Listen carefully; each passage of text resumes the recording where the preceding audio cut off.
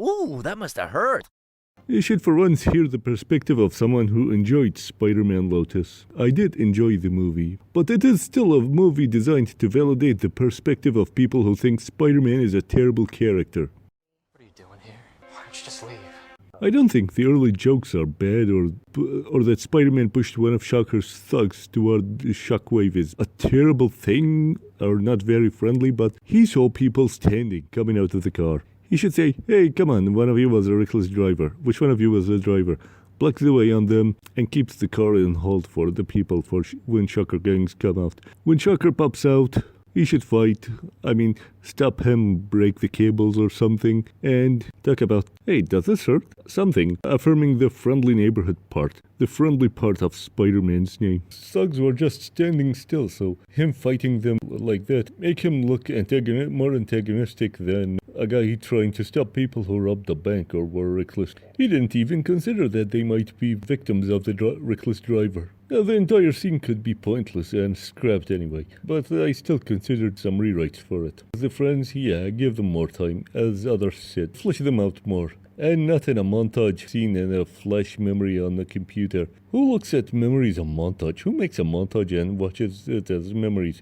That's pretty bad. It doesn't make sense for someone to do that. Yeah, I'll make a montage of me and my friends or me and my family. And add something like Beethoven's Fifth Symphony or something. Make it a bunch of regular scenes, not a montage. There are too many montages in this movie. In the graveyard, when Peter is by Gwen's grave, when MJ comes, she should be concerned, yeah, sad, yes. She's the niece of Spider-Man's neighbor, so she should at least say, let's go see her aunts.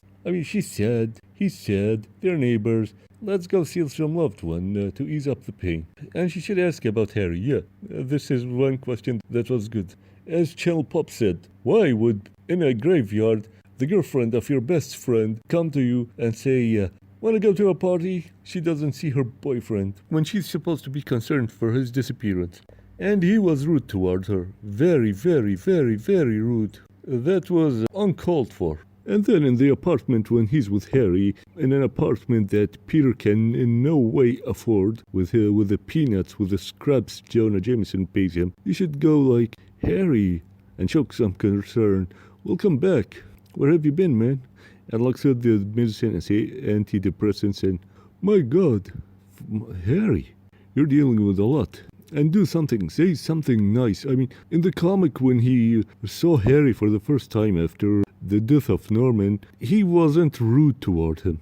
Sure, he was grief-stricken and mad and rude and unthinking, inconsiderate when he was searching for Goblin and Harry was under the influence of drugs and was tired and he was no use to Peter at the time. But that was grief and stress and other emotions mixed with the matter, so his dickery is understandable at the time. In this movie, it's just being mean. It's just mean-spirited for the sake of being mean-spirited. It's not worth it. In the comics, after the death of Gwen, he decided to quit, fought Cage because J. Jonah Jameson hired him, and they went through motions, had a conversation. After their second fight, came to an understanding, and he didn't put baggage on him, and he didn't trauma dump on him. He looked at him, wow, mercenary, get away. They fought. I fight for a living, Luke Cage replied. We can't all afford fancy lives. Come to think of it, bodyguards for hires are kind of mercenaries on this standard, so why did both Spider-Man and Daredevil at one point scold Luke Cage for being a mercenary? It's a security service. Let them have it. Superheroes don't go scold security services. At least with Spider-Man, he was just one comment. Daredevil was mean and unreasonable with Luke Cage and Marvel Knight.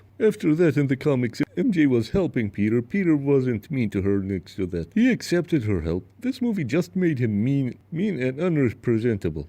I don't sound like someone who enjoyed the movie right now, but I gotta be honest. This is why I suggest rewrite. At least they make the movie more bearable.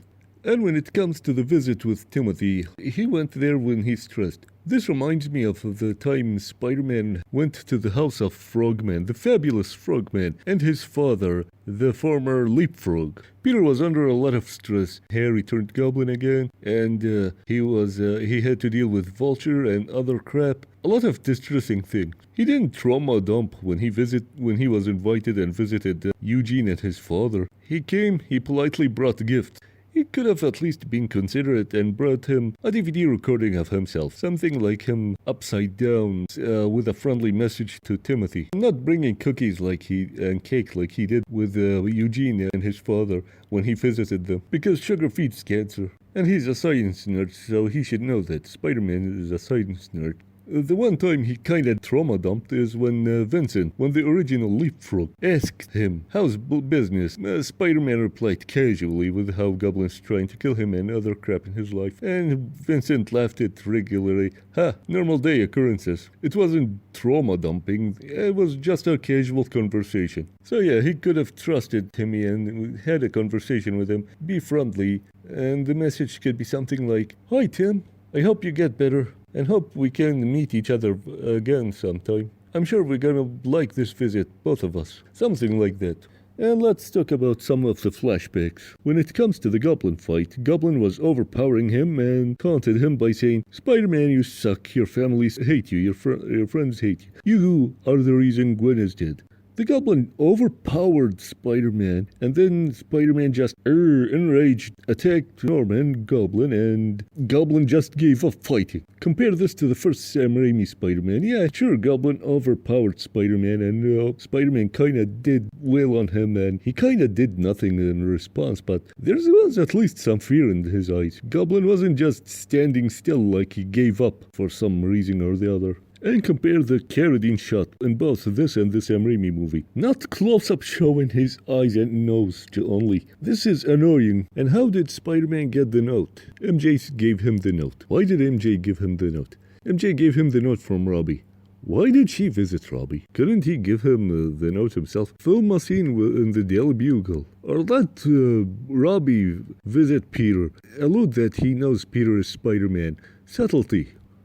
Like he did in the 94 cartoon. He gave Peter a message to Spider-Man in the episode Make-A-Wish from Season 3 with subtlety. He casually told Peter, indirectly, that he knows he's Spider-Man by telling Peter he shouldn't quit taking photos of Spider-Man and he hopes Spider-Man doesn't quit being Spider-Man. Spider-Man didn't trauma dump. He had troubles. He had issues. Spider-Man indirectly destroyed a medical research facility and was kinda irresponsible for the disappearance of MJ. He didn't trauma dump on Harry when he told him the bad news. Harry was sad. Peter just listened to him. And Harry was mad at him in the 94 cartoon because he thought he was betrayed by his friend who took his girlfriend.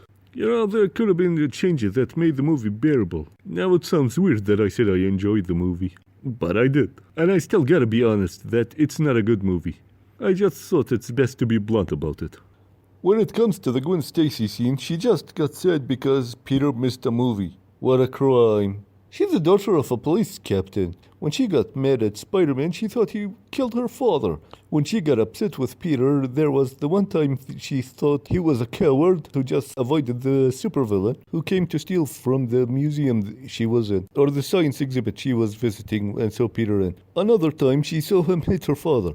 She didn't know it was unintentional and her father was brainwashed by the big brainwasher.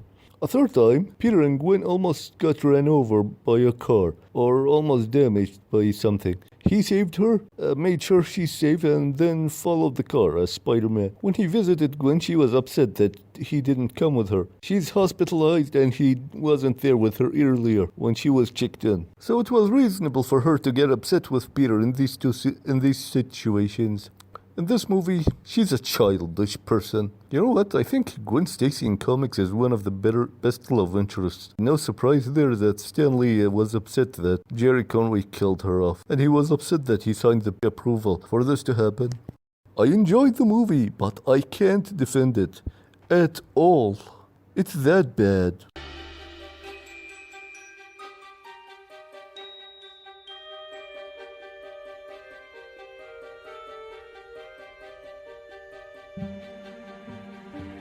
Thought the truth. It isn't fair to your son. And it felt good.